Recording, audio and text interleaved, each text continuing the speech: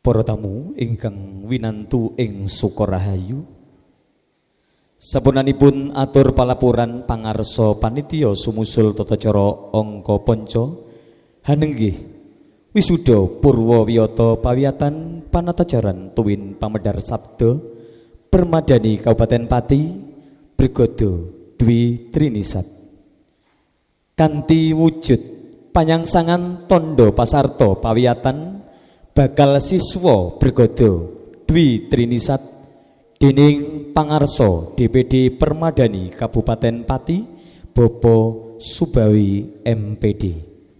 Pramila hangaturi dumateng kadang bakal siswa Brigada Dwi Trinisat ingkang tinanggenah siyaga jumeneng ing sasana wisudan nuninggih Bapak Muh Zainuri SPD, dalasan Ibu Winarsih SPD.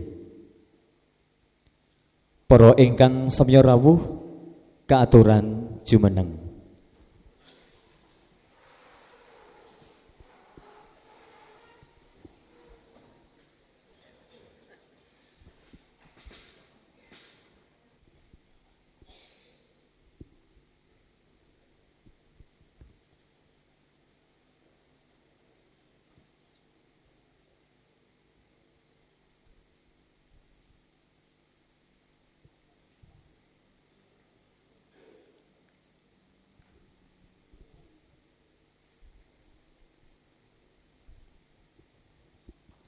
Salajengipun sedaya para siswa ngagem tandha pasarta soang-soang.